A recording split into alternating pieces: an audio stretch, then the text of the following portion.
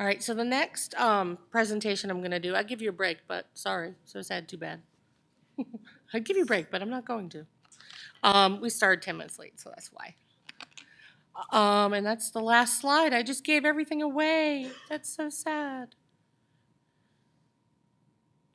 All right, so we're going to talk about communication intervention for behavioral change. How many of you have a child who has behaviors? How many hair pullers? How many headlock givers? How many kids who pull a Gandhi? That's also known as flopping. I prefer pull a Gandhi. How many kids have problems with transition? How many kids have problems with food and the fact that they want to eat more food and you don't want to let them? How many kids have clingy sort of people-related issues? How about toilet training related behaviors? Life's good at your houses, huh? Yeah, things are going well? How many of you have a bruise somewhere on your body at this moment from your child? Actually, I do too right now. All right, so it looks like maybe talking about communication for behavior might be a good idea. So one of the things that we find with kids as we get them robust communication and teach them how to use it is that sometimes their behaviors decrease. And that is just logical. It shouldn't really surprise anyone. So if we want to teach communication, so this is what we talked about all morning, if we want to teach communication, we need to offer communication. So that's when we talk about they have to have their book or their device with them all the time. It has to be available. We have to model the communication. How many of you here speak in a second language? So a few. How many of you here took a second language at some point? Keep your hands up if you're fluent. Okay, almost every hand went down. So how many of you took that second language in high school? Okay, so we just did a semi-scientific study that has determined for us that if you take a foreign language 5 days a week for 45 minutes a day, 180 days a year for 4 years, you will come out able to say, "Do you speak English?" And that's it, pretty much. I can say agricola est in villa, which is the farmers in the farmhouse, in Latin. Very functional. Those of you who are fluent, why are you fluent? Nice and loud, yell it. Because I moved there. Moved there. So she was immersed in the language. How about you? Why are you fluent? You're just twirling your hair. You're like, I so was not raising my hand. What? Practice. Did you ever visit somewhere? Yeah. So you went there at some point. So my guess is those of you who are fluent, how many of you are fluent because you had to live in that environment? Study abroad, you work in a workplace that only speaks that language, that sort of thing. Everybody. Every hand went up twice for that. So what we know is, in order to learn a language, we have to live in that language. So our job for our kids, when we want to give our kids language, is we have to create a world where they are living in that language. You're speaking that language. Everybody else in your house is speaking that language. They're speaking that language at school. As often as possible, that language is being spoken to them. Because we don't want the end results of what happened to those of us who went to 4 years of high school taking a foreign language and came out able to say the farmers in the farmhouse. We want the end result of the people who did study abroad. That's what we want for our kids, and the only way to get that is immersion. And we reward communication. When a child communicates with us, we reward it. And I don't mean we give them an M&M. I mean we attend to that. We honor that. That's what we give attention for, is when our child communicates. We really celebrate the successes. We tell them how proud we are that they used their talker to tell us, because we want them to know that that's valuable. And how do we teach behavior? Positive behavior. We do the same things. We offer communication and behavioral supports. We teach and model self-talk via AAC. The way that we regulate ourselves is we talk to ourselves in our heads. You know, so this morning, my alarm in my room went off at 6. I did not set the alarm. It went off at 6. So I had to talk myself through the process of getting over the fact that I was awake well before I wanted to be awake, right? So I woke up, and my first thought was, what the is that?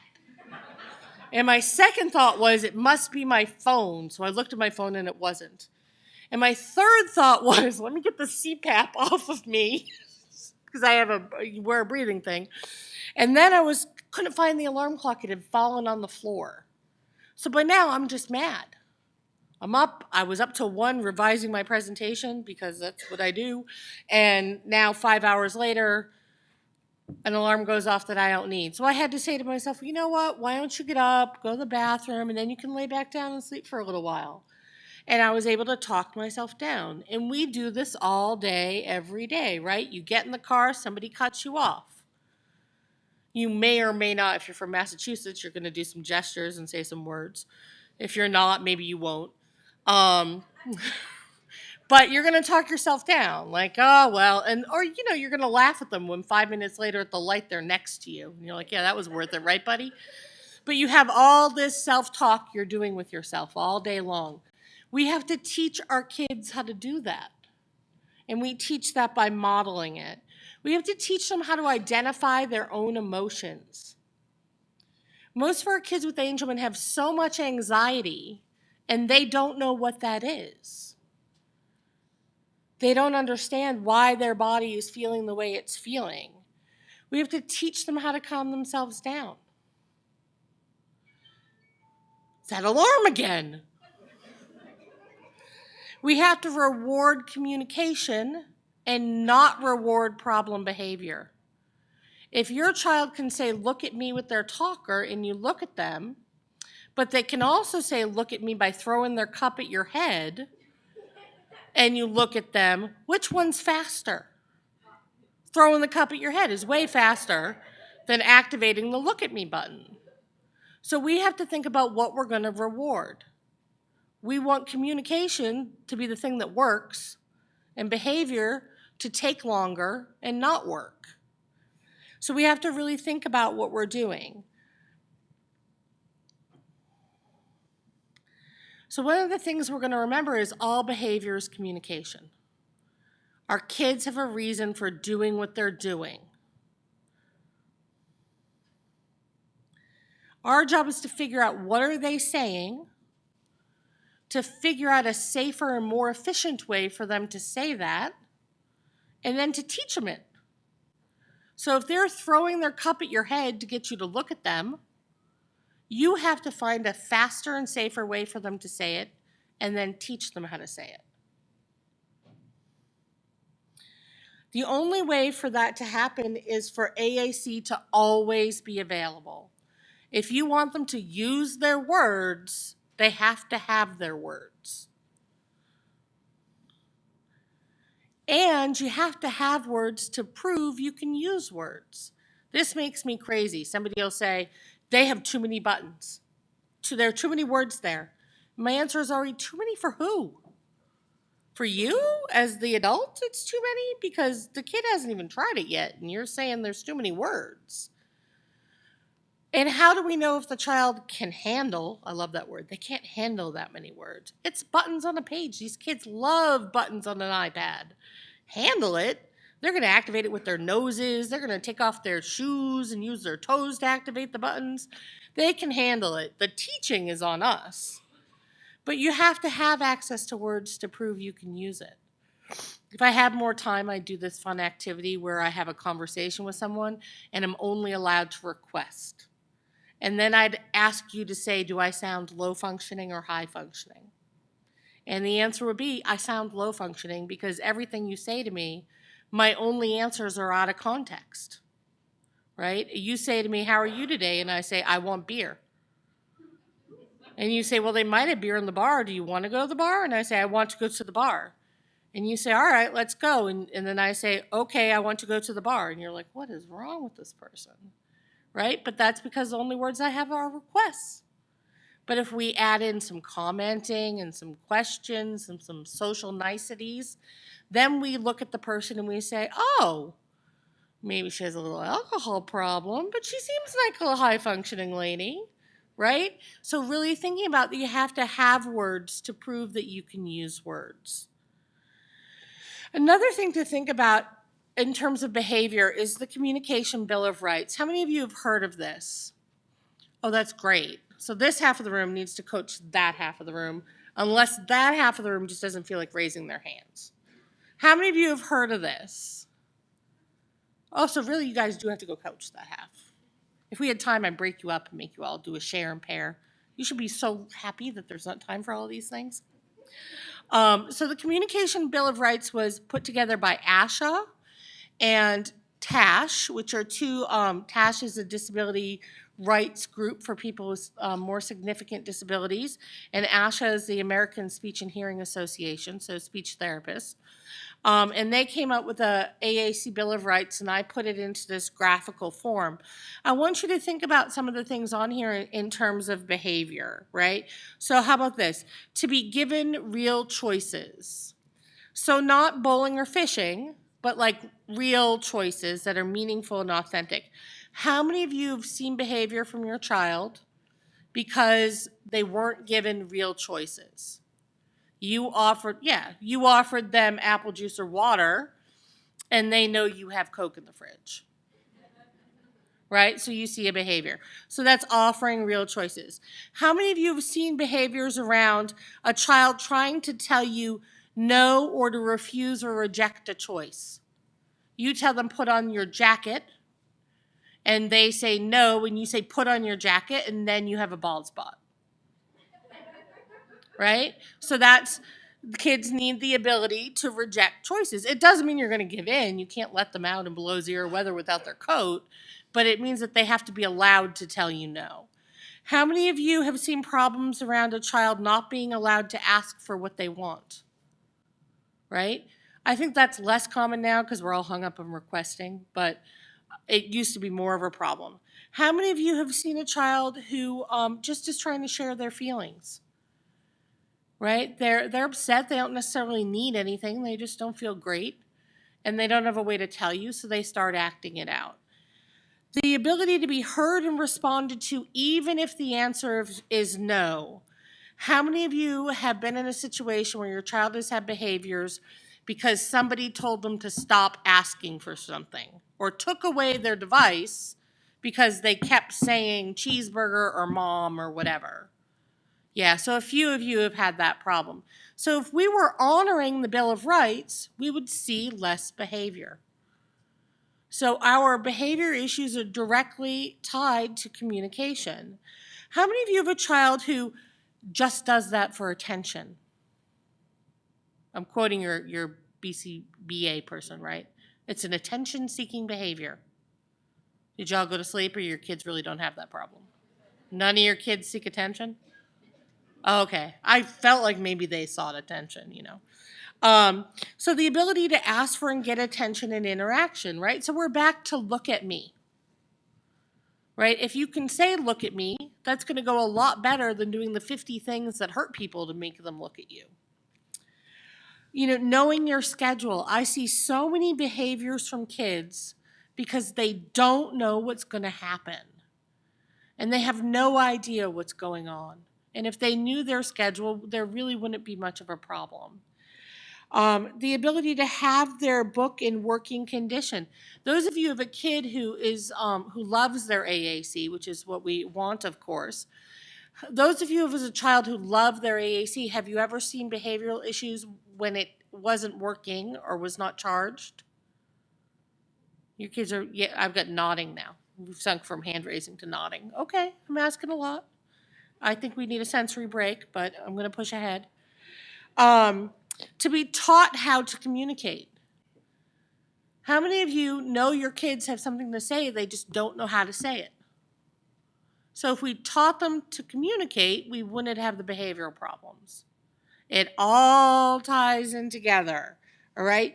The right to be treated with respect and dignity. How many of you have a child who knows when they're being talked down to or they're being talked baby talked to? And then they prove that they're an adult by using their muscle. Right? Yeah. So, of course, if somebody talked to me like, hi, oh dear, how are you today? Yeah, I would not be so thrilled. I may not use my talker for talking. I may use it for hitting them in the face. Right? And can you blame them for that? So if the child has a button that says, don't talk to me like a baby, or I'm not stupid, isn't that better than punching them in the nose? Right? To be talked to and not about. How many of you have a child who knows when they're being talked about, even if they don't necessarily understand what's being said? And then the child reacts to their name, watches the facial expressions of what's happening, and understands if at that moment they are loved or hated. I see lots of kids do it. This happens all the time because I'm a consultant who goes into schools. So I'll go into a classroom and a teacher or a therapist or an aide will talk about the child to me in front of the child. And I will watch that child, and they may not understand exactly what's being said, but they know they're being talked about and they know it's not good stuff. And within 5 minutes, there's a behavioral incident. Or they shut down and just stop doing anything.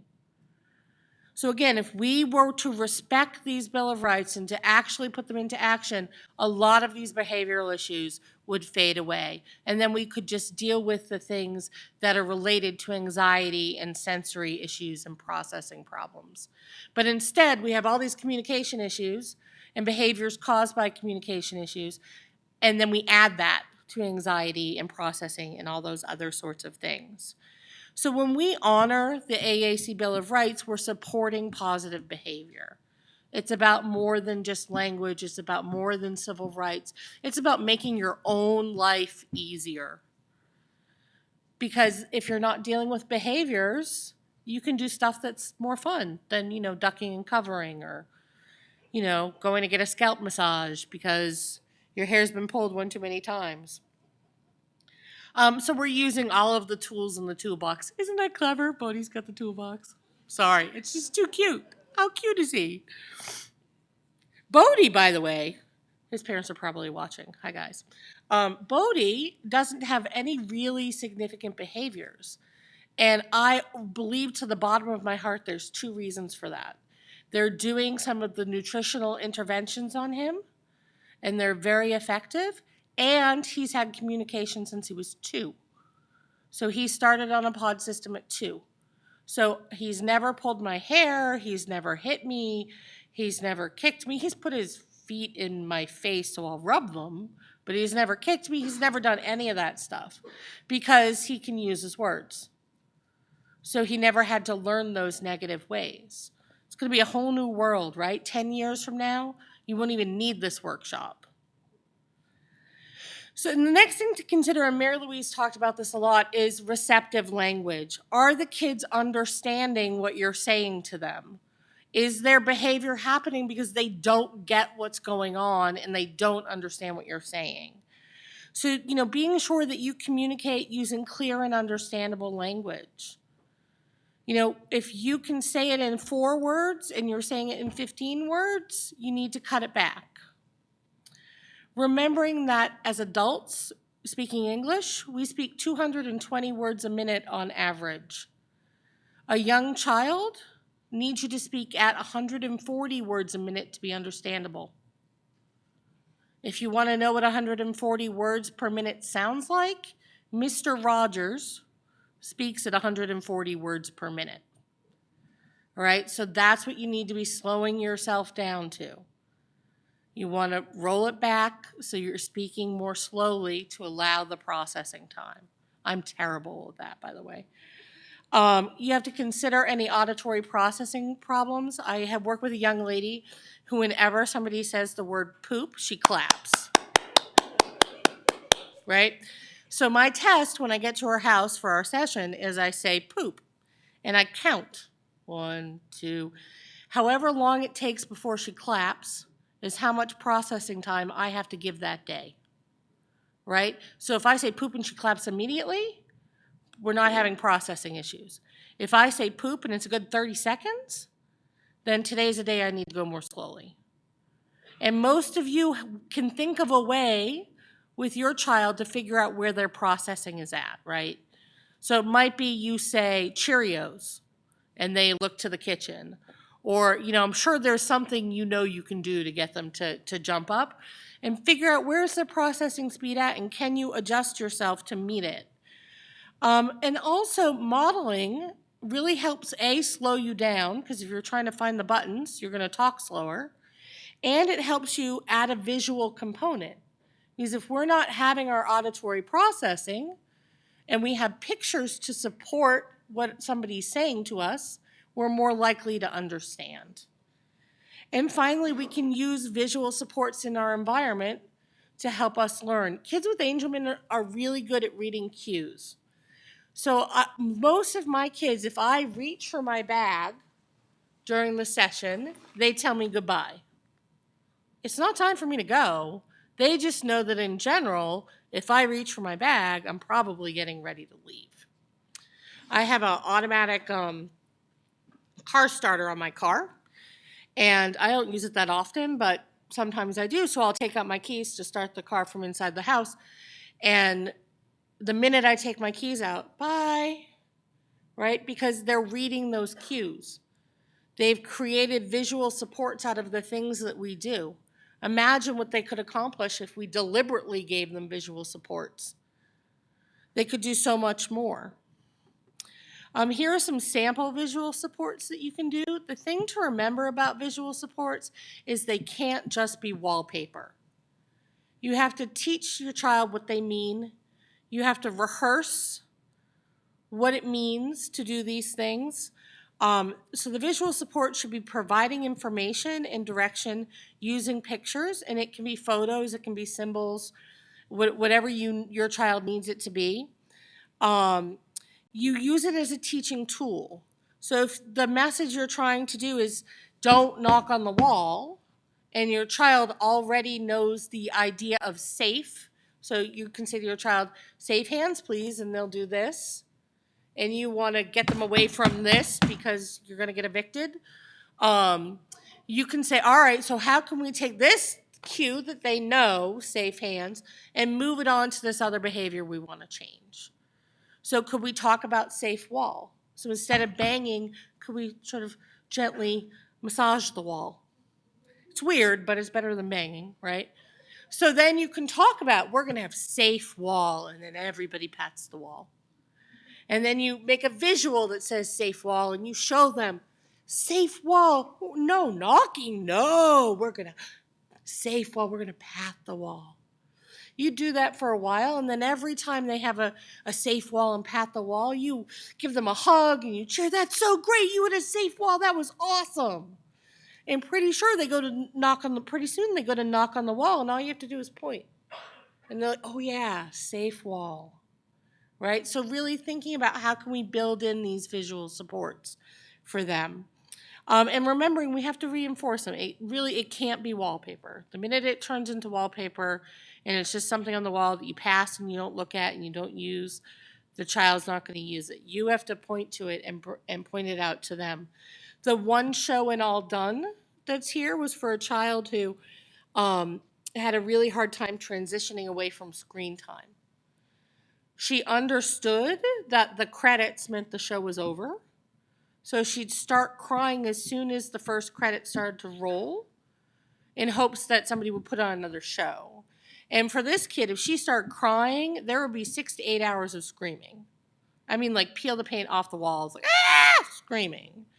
So for her, one show and all done was something we would say, yes, you can watch a show, but it's one show and all done. And we would show her a picture of credits and say, when this happens, the TV is going to go off, and we would model that. And it took a long time, but eventually she adjusted to the idea of watching one show and then going to do something else. And then they got a lazy personal care attendant who let her watch like 5 hours of TV, and we had to start over. But I digress. Another thing to think about is aided language displays. So this is the idea of a one-page communication display that you can use to model light tech. It's not for the kid to use, really. It's for you to use. The kid can use it if they want, of course. You're not going to stop them. But it's for you to do some modeling. Some of the advantages of it is it shows that communication is a priority, that you have this ready to go. You can do fast modeling without taking away the child's device to model if you only have one. Peers and friends can use it. It can be large. So in classrooms, I like to order a 30 by 70 aided language display to put on the wall and then communicate by using a flashlight. And there's lots of different ways to set it up, but you can set up something that's just for behavioral purposes so that you can model about behavior, right? And on that, you want to have the different ways that you might feel when you're acting out, and that's different for everybody. The different triggers that might happen, and that's different for everybody. And then the different things that might help. So you can start modeling that if the child is pulling your hair and what they're really trying to do is pull your head to them because they love you so much, they just need your face right there in front of them, you can say to them, oh, you are excited to see mom or dad. You're so excited. But I think that you need some space. And you can model that as you do that. So hopefully at some point they can tell you excited and you can know to get your head away from their hand. I mean, you can also say, I love you too, sweetie. You're so cute, and hold their hands down while you give them a hug. But sort of giving them the language to understand that when I want to do this with my body, the words for that are this. We can also use some visual supports for specific messages. So in the summertime, if you have a kid who loves water, nobody here has a kid who loves water, right? None of you. You can make a sentence strip that shows the sequence of buttons to hit to ask to go swimming, right?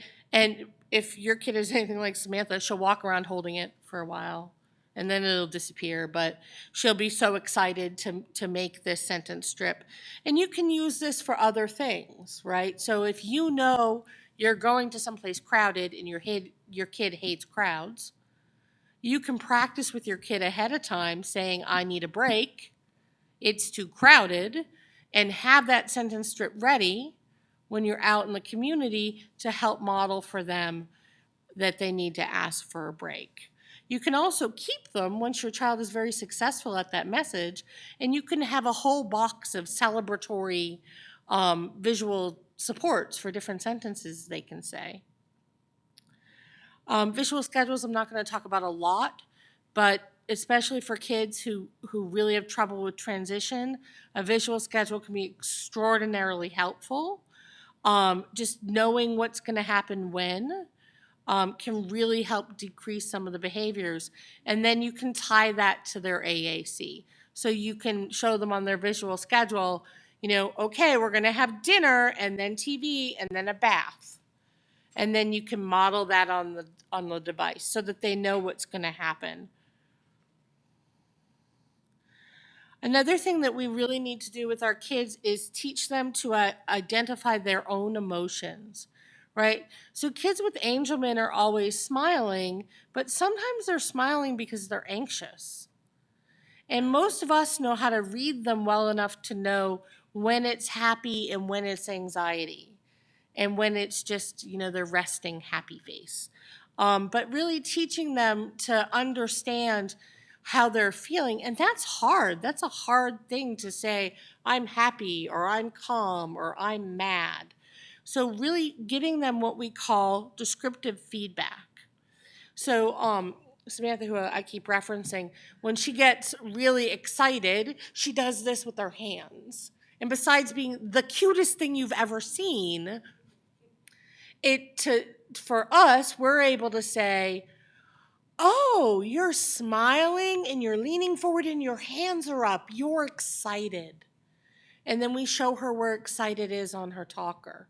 So hopefully someday she'll be able to say to somebody who doesn't know why she's doing that, I'm excited, right? So really giving kids that descriptive feedback so they understand what they're doing with their bodies. And it works for, for other things too. You're looking out the window, you're laughing, but you won't look at me. I think that you're feeling worried. You're worried that someone is not home yet. And then you model that. You're worried. You want dad. And then they start to understand, oh, I'm looking out the window. I do want dad. That's what I'm looking for. So I guess the word for this is worried. And then we start to think about, how do we teach our kids to calm themselves down? Now, we're kind of lucky because we have these things like music and water that are like instant calmers. So we can have those sort of on reserve and teach a child to ask for their music. I have a couple kids who just the first line of their favorite music is enough to de-escalate them. We were talking last night at dinner that about a year ago, Samantha and I went to an abilities expo and she wanted her face painted. And I was picturing ambulances. After, face painting just was not going to end well. But after observing for a while and talking about it, she was able to sit and get her face painted, but only if I sang "Here Comes Santa Claus." But she knew enough at that point that she asked me for Christmas music with her talker. So she was able to say, I want an activity, music, songs, Christmas music. And I was like, it's July, but okay. And I was able to, I don't sing well, so I was able to torture the poor face painting lady and sing, and she was able to get her face painted, which felt like a miracle. Right? I mean, how many of you can imagine your kids sitting through face painting? Really, all your kids would be great at face painting? They'll just sit down and be like, yeah, this is awesome. No, exactly. So it felt like a miracle. It was really awesome. But she knew, because we had talked about it enough, that she could ask for music if she felt anxious. You can also have things available to calm them down. The biggest thing, of course, is taking deep breaths. And that's a hard concept, but you can work on blowing bubbles or blowing out candles. Even blowing raspberries is actually, you have to take a deep breath to blow a raspberry. And a lot of our kids think it's hilarious. So you don't necessarily want to teach it as something to do for fun, but as something to self-calm. Blowing a raspberry is a way to take a deep breath in and start to calm your nervous system down a little bit. But using all those sensory tools that you talk about in OT. So one of the big things is this piece to teach self-talk. So you need to provide messages in your kid's talker. And even though I'm a big fan of core words for this kind of thing, I'm a bigger fan of phrases where the child can say their specific needs without acting out, and they shouldn't have to do too many hits to get to them. So if your child, for example, wants eye contact, that they like eye contact because it reduces anxiety and sets up a secure base, so they want to make eye contact with you, and they're doing various things to get you to look at them, you may want to start with a look at me button.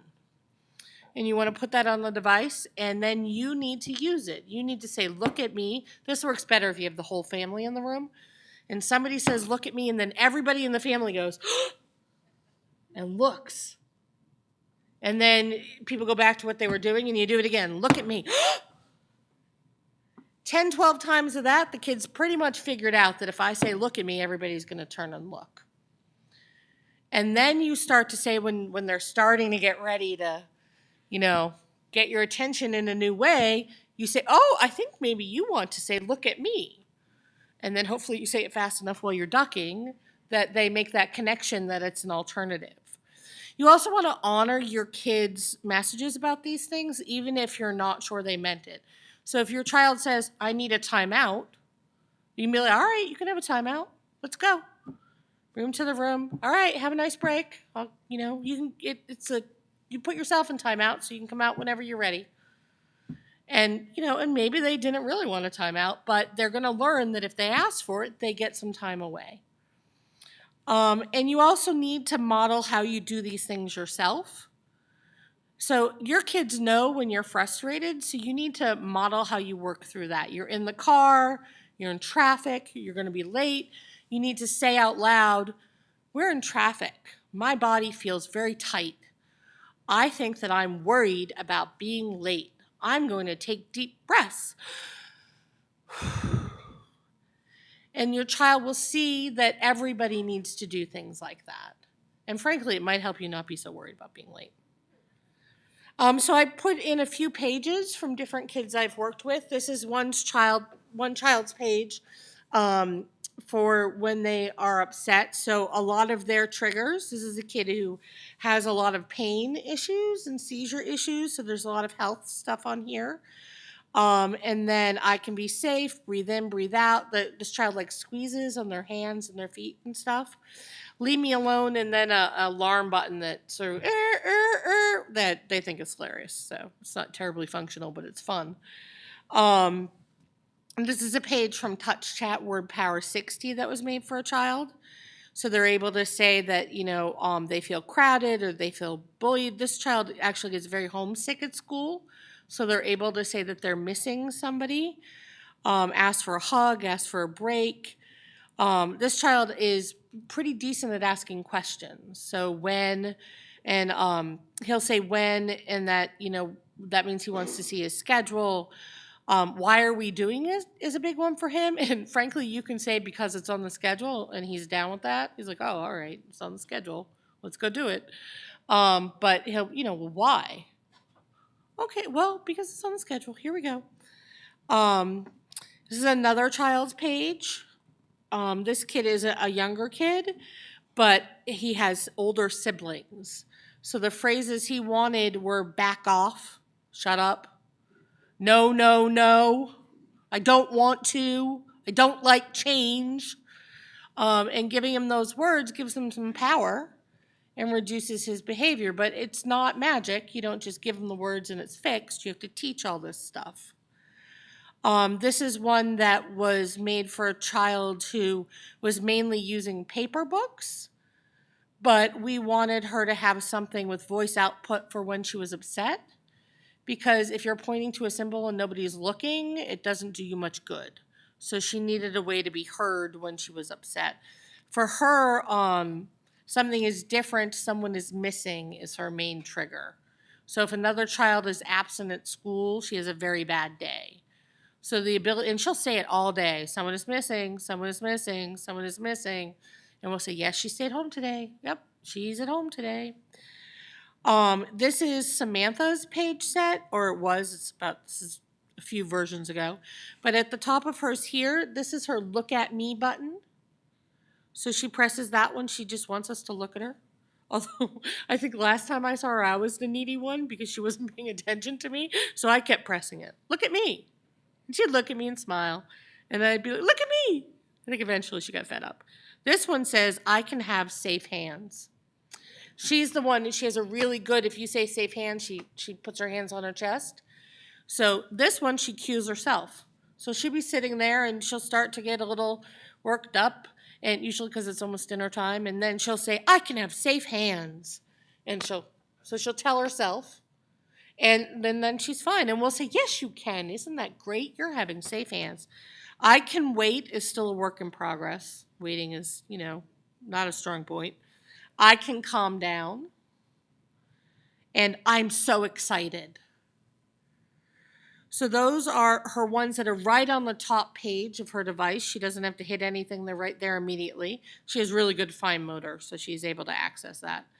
But if she hits something is wrong, it goes to this page. And she has this particular I don't feel safe, which is for all her messages about when she's telling us she might hurt someone. So she presses that, she goes to this page. And it has her triggers and things for her to say to herself and to others.